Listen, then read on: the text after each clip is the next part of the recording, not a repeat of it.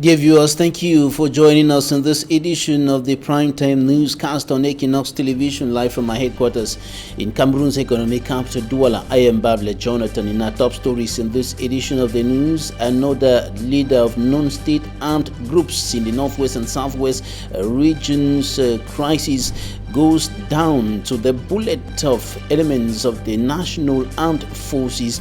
He was killed in Bongen, the southwest region of the country, alongside two of his collaborators. We'll get details with the senior divisional officer of the Meme division in this edition of the 6 p.m. newscast on Equinoxe Television. We shall also take you to the National Assembly and, of course, the Senate of the Republic of Cameroon in Yaoundé. In the two houses, the lower and the upper houses of parliament, the presidents have maintained their grip on power. Kavaye Jibril at the National Assembly and Marcel Nyakinchifenji in the upper house of parliament.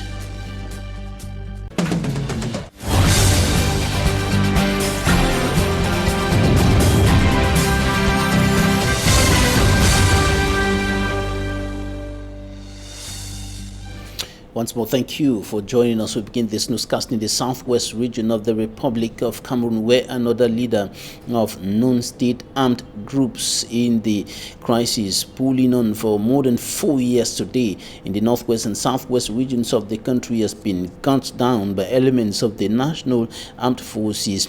The general called Spirito, the separatist general called General Spirito, was gunned down by elements of the National Armed Forces in Bonge. This, of course, in the southwest region of the Republic of Cameroon, and his body alongside two of his collaborators who were also killed, presented to the public in the Kumba. We have greater details on this in this extract of the senior divisional officer of the Meme division, Tundong Chamberlain. So to testify that Spirito is no more. He has been neutralized by our defense forces. And you know, all of us know who was General Spirito. A very big criminal operating in Baifue, by Boabakundu, by Panya, all those areas. Even Bole, time to time, was the one coordinating those activities there. Many people have been killed by these criminals and these boys. He went to Equinoxe site where he has planned many attacks in Bobongo, Lekora, and some other places. And there, you know it very well. We lost some of our enemies. But today, due to the bravery of our forces of law and order, he has been neutralized. Let me continue to highlight it here that the amber fighters, they are not having other firewood. Only firewood is to surrender and to join it. Let us say, I gave firm instruction to welcome them. It is what we are doing. Today, General Godi is alive. General Nambere is alive. But all those who are refusing to follow that voice, the voice of the head of state, they can be sure that they have nowhere which they are going to neutralize. That is why, like the father of the division, let me continue to advise them that in the meantime for them to join the good side, which is the one of following the appeal sent to them by the Excellency. To the Anglophone crisis is the problem of urban disorder and construction of houses at unauthorized places in the town of Boya, and the traditional rule of great support has warned those who are violating the laws as far as construction of houses is concerned to stop, or the houses will simply be demolished. The Rijato report. With the population of plus 22,000, Great Support Village in Boya subdivision has its own challenges. No public stand-up. We need a borehole. Electricity is not extended to most parts of the quarter. The water main pipes are not in the quarter, which makes those with water to have their meters out of the quarter. and therefore suffer a lot of loss from leakages. Chief Etina Monono, the traditional ruler of the Great Support people, is visiting one of his neighborhoods, and this one is called Quarter 8. The traditional ruler noted with satisfaction that his village is experiencing some continuous growth, especially in the domain of infrastructure, but was disappointed that this growth at the same time is creating a bigger problem. Lack of inter-street roads and culverts over the deep water gutters, which means that this water can be a death trap to our young children. Encroachment of some inhabitants on the roads, blocking of some roads by some people. Chief Etina Monono and his delegation, for instance, were supposed to drive round, but he is forced to do so on foot. The motorable street like this one has been reduced to a footpath. Someone's kitchen is now planted on the street, and stories like this one are familiar here. Sanitation too is another problem on the doorsteps of the Quarter 8 inhabitants. Accessibility is also below average. Then the COVID-19, Chief Etina Monono, while commissioning the quarter head of Quarter 8 and his team, charged them to be ambassadors in the campaign against COVID-19 pandemic, which has surfaced again and proving to be more complex than the first.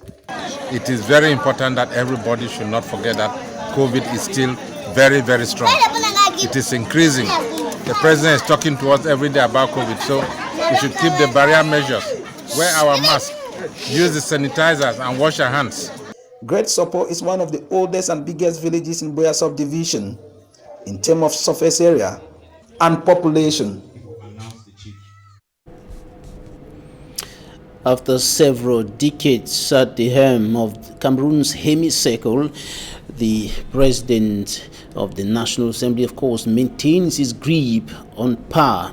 Kavaye Jibril was re-elected to the House Speaker, and out of the 162 parliamentarians who voted, 147 voted for him, and there were 15 no ballots recorded in that election at the National Assembly today in the nation's political capital, Yaoundé. It should be noted that Kavaye is a member of the Mada ethnic group who was born in 1940. He studied at the Regional Center for Physical Education from 1960 to 1963 and subsequently worked as a teacher in Marwa. He was later appointed as interdepartmental inspector of the interdivisional inspector of the Far North in 1965, and he entered the Legislative Assembly of East Cameroon in 1970. He also became traditional ruler of the Mada community in the 1971 following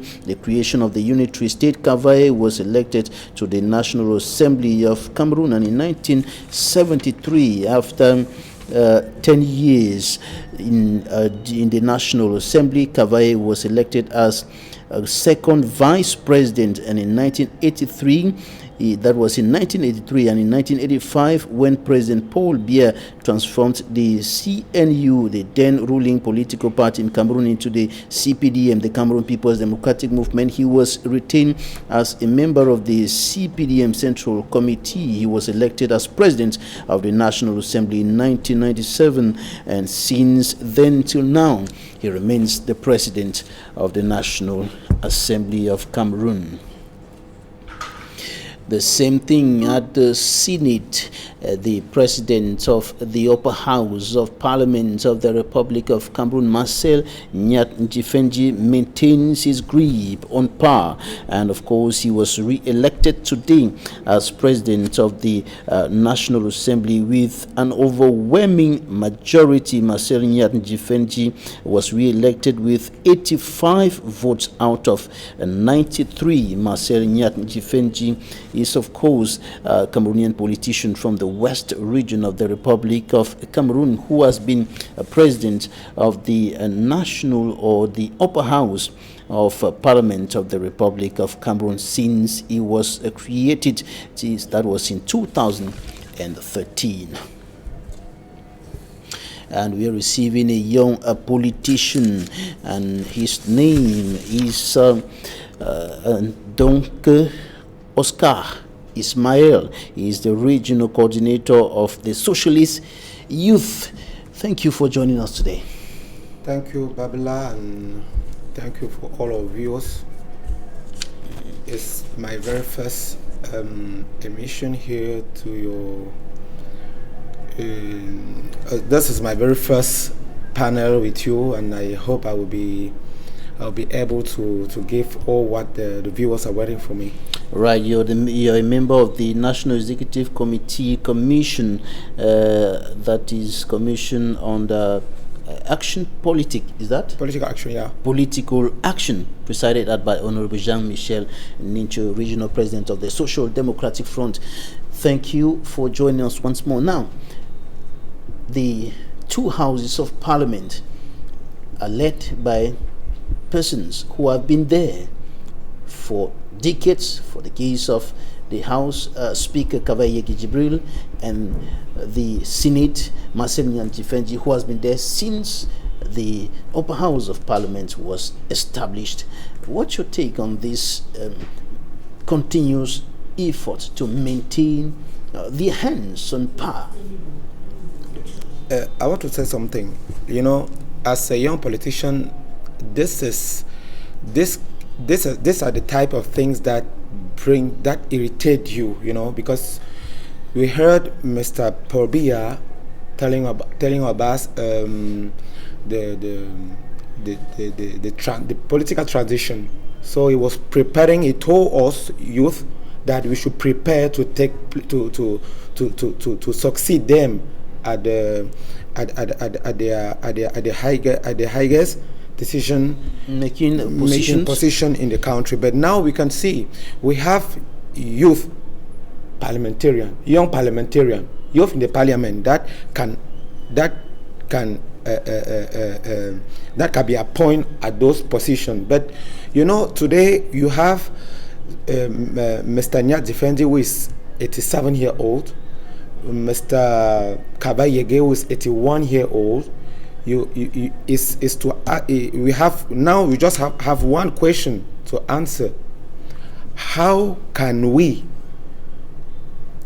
do to change this country so that these oldest people that can today, they should be in their house with their grandchildren, telling them stories about our country, because I thought they have given all what they have for this country. You know, Mr. Nyat Defendi have been appointed to the parliament as a president since 1992 till today. It's 29 years today that he's appointed at the same position. It means that we in Cameroon, we don't have another person that can play that role at the parliament. We don't have a young parliamentarian that can. But others think that the issue should be on, or the focus should be on performance. Are they doing the job well? Are they doing what they are expected to do? It's like I can understand. I can that for that question is I can hear that question like an insult for us, because we say when you say that it's about experience, and no, it means that we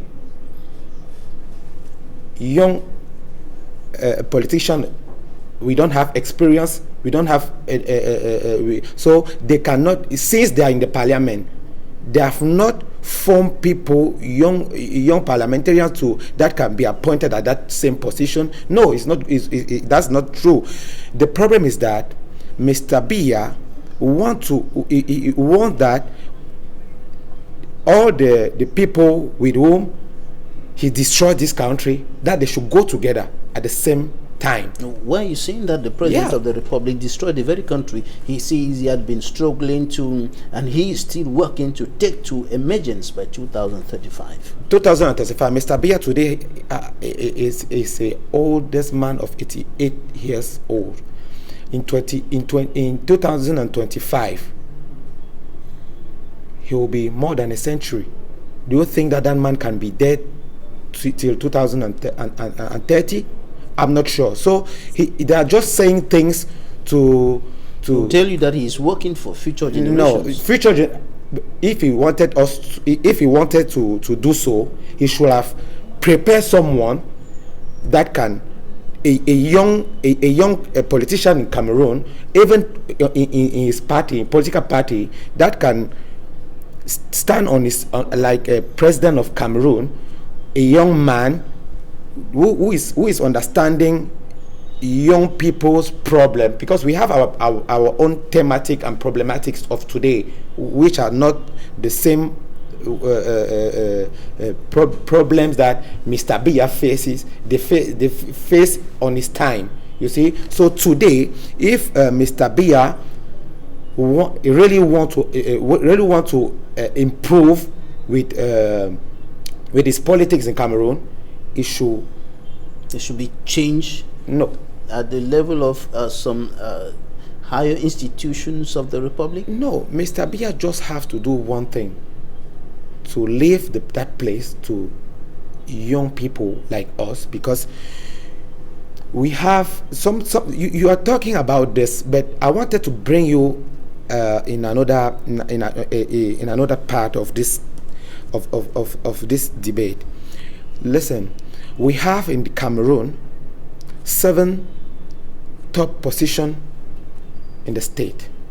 We have the President of the Republic, we have the Senate President, we have the President of Parliament, we have the President of Economic Council, yeah.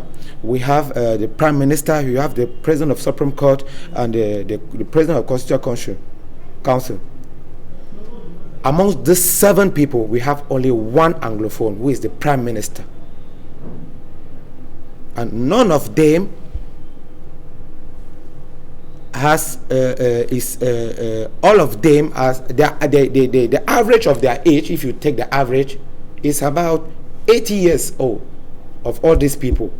Why Mr. Biya, even for this time, saying that okay, we have to calm down the political climate in the country, appoint an Anglophone like a president of the parliament this time, for this session, or only for this session? Because you know, the last time we had an Anglophone like president of the parliament in Cameroon was in 1992.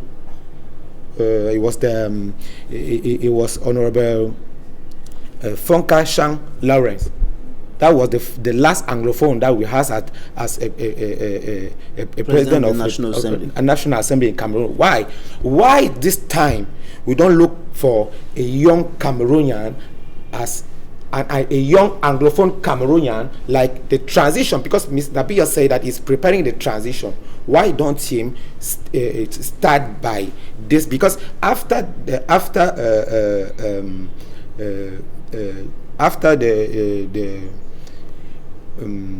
the last speech of Mr. Biya, the very first political action that we have in Cameroon was this election. The major political action was the election of the bureau members of the parliament and the senate. It should have started the transition by there, to let us understand that the man is serious. So he's just using words for distraction, because let us be, because we are pragmatic. We are not making politics with words. We are pragmatic. Mr. Nyadifenji, who is not even working, in some of your editions, you show us how the man is a grabataire.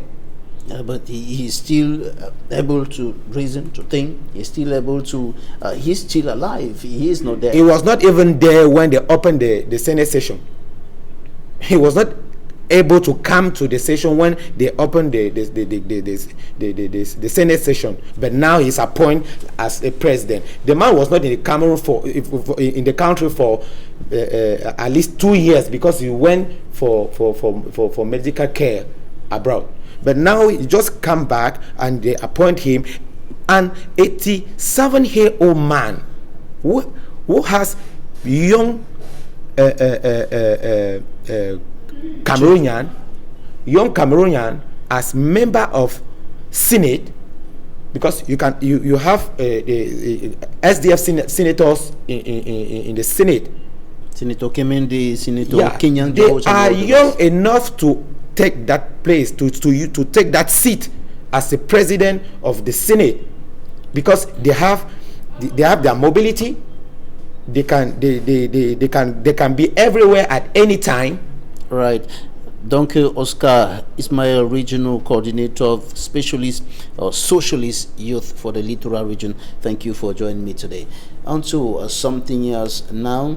The issue of illegal sale of illicit fuel in Cameroon is becoming a major problem, not only in the northwest and southwest region, which are close to neighboring Nigeria from where the products are being imported, but across the country. Today we are going to show you how that business is prospering in Njombe. It is in the Mongo division, and we'll also tell you about the risk involved in the business. The illicit trade in fuel is a growing challenge in Cameroon. Over the past decade, streets, quarters, and private homes in major towns and cities are increasingly being invaded by those involved in this illegal business. Everyone saw what happened in the town of Chang due to the sale of adulterated fuel. A smoker could be passing by with a cigarette and it results to an explosion. The situation is deplorable because in 2021, we still get to find all these illegal spots in towns where people sell this illicit fuel. Most people involved in this trade preserve fuel in disposable bottles. It is dangerous because a child could stumble on this and drink up unknowingly. The sale of adulterated fuel is not good for the society. Despite the adverse consequences on vehicles and motorbikes, the business is still flourishing. We all know fuel sold in the quarters is not good, but people get to buy this fuel because it is cheaper, whereas fuel sold at filling stations is refined with the best quality. The sale of adulterated fuel promotes the destruction of vehicles in the long run, reason why we the mechanics prefer to always get fuel from filling stations. There is growing doubt that the illicit fuel trade is a pressing issue that requires an urgent response. There is need for greater awareness by key actors involved in this industry around the extent of the problem in Cameroon. The use of locally fabricated hand sanitizers has been banned by the principal of Government Technical High School, Baboni, in the Upper Cam Division, West Region of the Republic of Cameroon. And due to this reason, as a result of this reason, over 30 students were sent out of school for not being in possession of the right quality or the recommended quality of hand sanitizers. Details with Immaculate Faway. These are students of Government Technical High School Baboni in the Upper Cam Division, West Region. They were chased out of their classroom by their principal for not using hand sanitizers bought from the pharmacy. Her decision has been condemned by some students and parents in Baboni. We have been sent out of the gate because our hand sanitizers were not bought from the pharmacy. Many of us can't afford hand sanitizers from pharmacies, so we decided to rely on homemade hand sanitizers. I was forced to go to the pharmacy and buy the gel for my daughter because the one I bought for her was rejected. Why is she the only one insisting that hand sanitizers be gotten from the pharmacy, or has it now become a business? Many of these students, rather than going home, will be gallivanting around.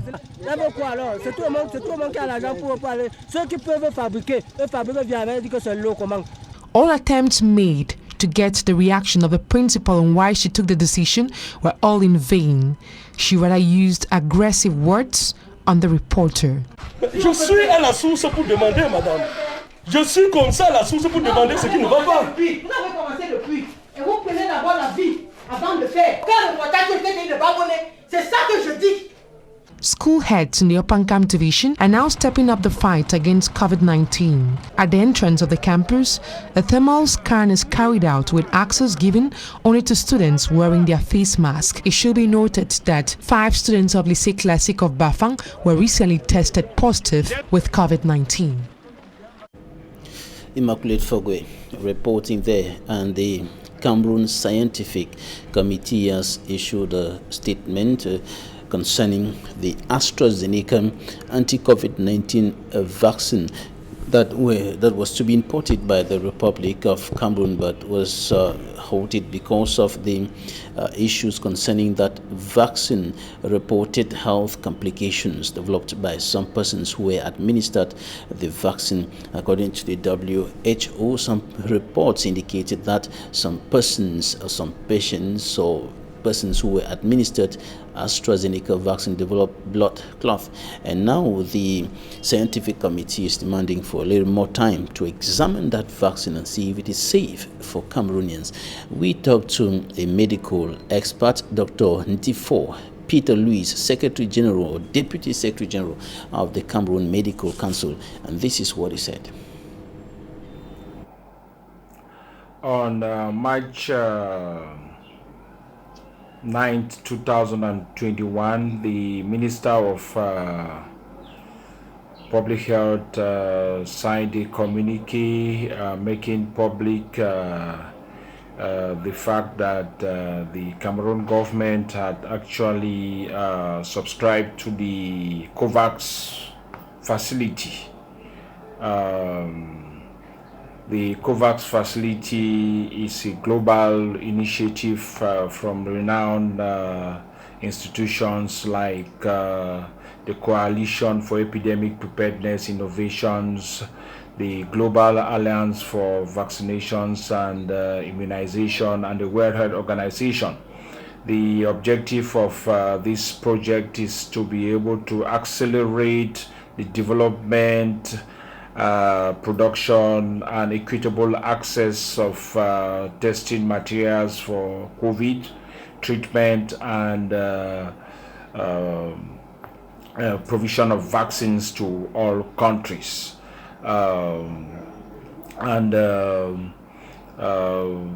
Immediately after this was made known, there was an unfortunate event in the European, among some European countries, in which it was found out that some recipients of the AstraZeneca vaccine presented with some supposedly adverse effects from this vaccine, and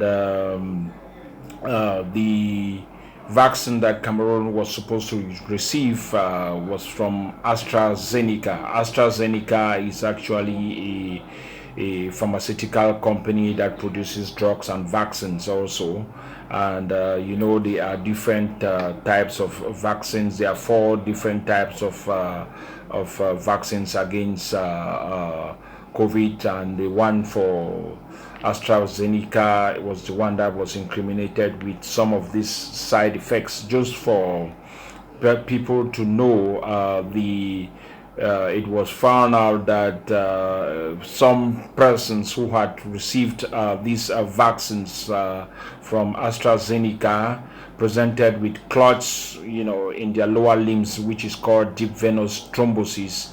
They presented with clots in their chest, in their lungs, which is called pulmonary embolism.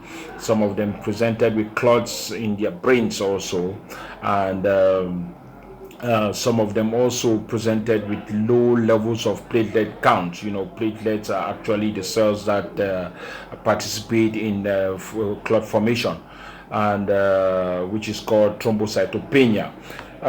For those, for the public, it is important to note that these 4 conditions, deep venous thrombosis, pulmonary embolism, formation of clots in your heads, and low levels of platelet count, is a very life-threatening condition.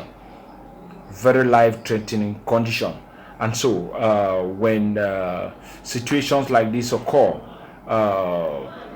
the bodies, scientific bodies that need to be very careful about the use of this medication.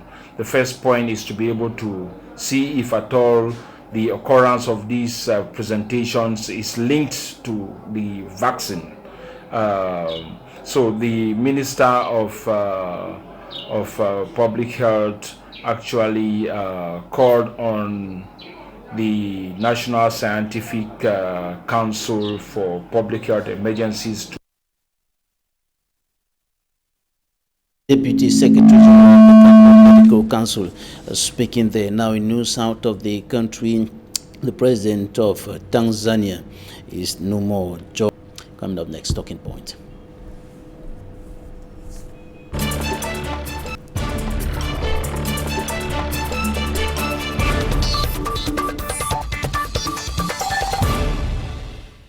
Our guest is joining us from the United States of America, Dr. Chubufo Muchi Dita, cardiology fellow, public health specialist, West Virginia School of Medicine. Thank you for joining us, Doctor.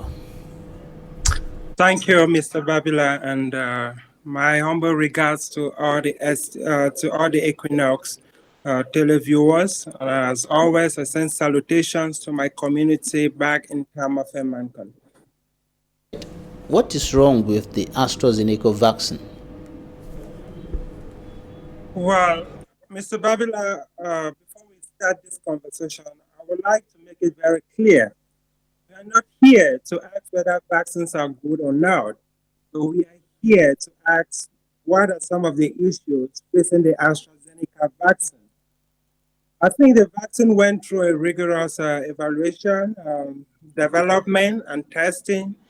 And I think based on this result, it was assessed and deemed to be beneficial to the population. And that is exactly why it was recommended and being administered. But as it goes with every medication and every product, there is what we call the post-marketing surveillance. So with AstraZeneca, it's been noted that people who received the vaccine somewhat had complications related to blood clots. I think that's got so much animosity around the vaccines, with some countries suspending vaccinations. But the main problem is, side effects or these blood clots that no one had reported before, which are now being discussed.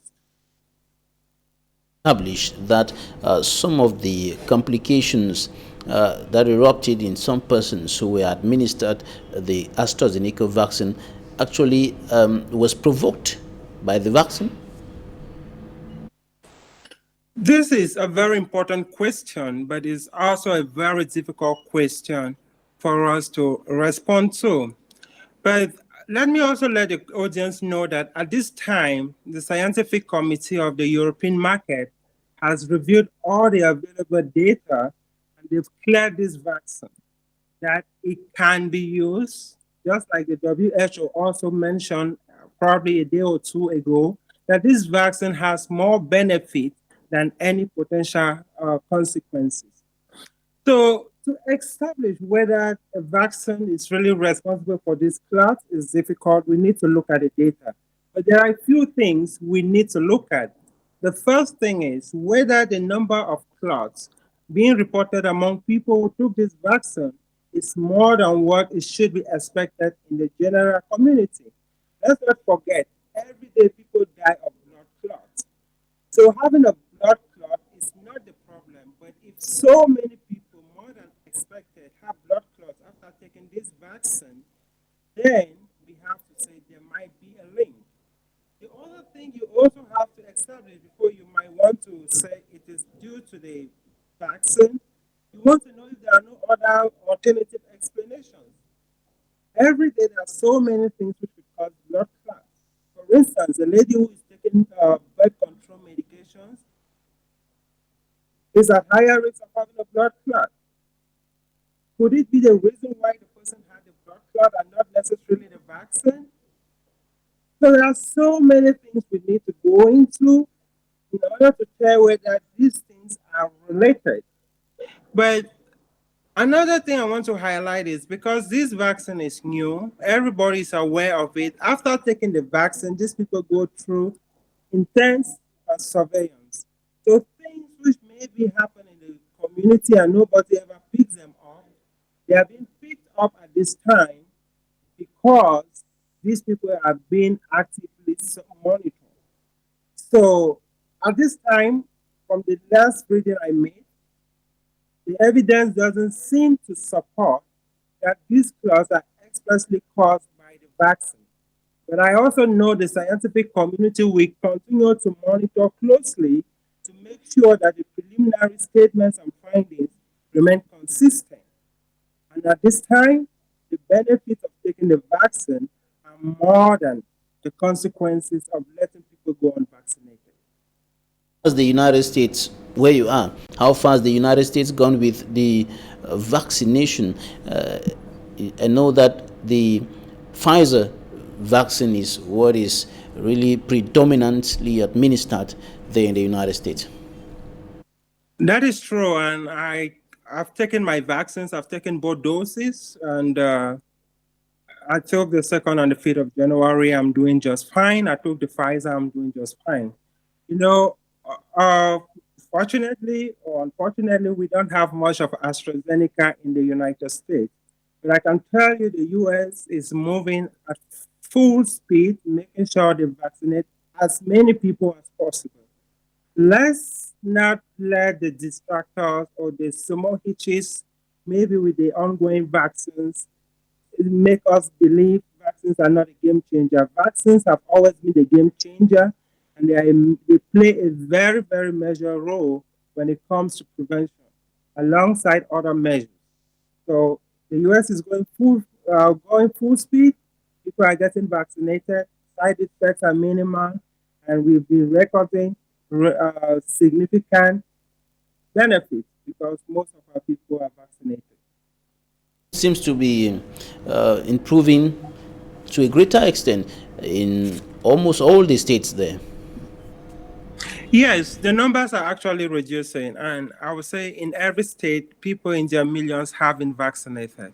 But what I also want to make known, probably in places especially like Cameroon, where vaccines are not yet there, and we already have these recent developments which are even going to slow the arrival of vaccines, that people have to focus on measures which have been proven to work. Putting on a mask, avoiding large gatherings, staying socially distant, making sure you respect basic measures of hygiene. You know, in Cameroon, it's rather unfortunate because I still get to see people organize huge parties. I get to see so many people not even do the basics of putting on masks. And I will use this platform to appeal to every Cameroonian that COVID is real. I took care of so many patients and so many died. And I don't want Cameroon to be in that same spot. So while we are waiting on vaccines, which are the ultimate game changer, we should respect the basic measures of always putting on your mask. I was going to ask you what you think about the way in which your home country is going about the vaccination with regards to what is happening there in the United States. It's not yet it has not yet started here, but the country was already planning to import AstraZeneca when some of these controversial reports started coming about some side effects, negative impact on the people who take the AstraZeneca vaccine, and the importation was somehow suspended. And now the scientific committee is asking for more time to examine the vaccine. What do you think about how we are progressing here in Cameroon with this vaccination? Well, I think, you know, we've always had benefits from vaccines, and nobody should let a single vaccine come and destroy all the gains over the years, whether we are talking about other vaccines, polio, meningitis, or other infections. So it is very, very correct that we should take all the necessary measures to make sure whatever comes into Cameroon as a vaccine, we are confident now. But what we should even do and what we should focus on more is when this vaccine gets into Cameroon, are we adequately equipped to handle it? And when we administer this vaccine, would we be able to monitor those who receive it and pick up not just the reported side effects, but side effects that might be specific to our community. Let's not forget, this vaccine development did not include Cameroonians. When the vaccine comes to Cameroon, there might be things specific to the Cameroonian population that we need to take care of. So we need to have a robust system, first to handle the vaccines which are coming, and two, make sure when people are vaccinated, we have what is an effective surveillance system for side effects and anticipated adverse outcomes so that they can be appropriately investigated and managed. Dr. Chobufo Muchi Dita, Cardiology Fellow, Public Health Specialist, West Virginia School of Medicine. Thank you for your time. Thank you, Mr. Babila, and I pray every Cameroonian continues to do what they can do best in their powers to prevent the continuous spread of this COVID. COVID is real. Please protect yourself. Thank you for having me. Thanks, Doctor. Thank you, ladies and gentlemen. Coming up next, Equinoxe.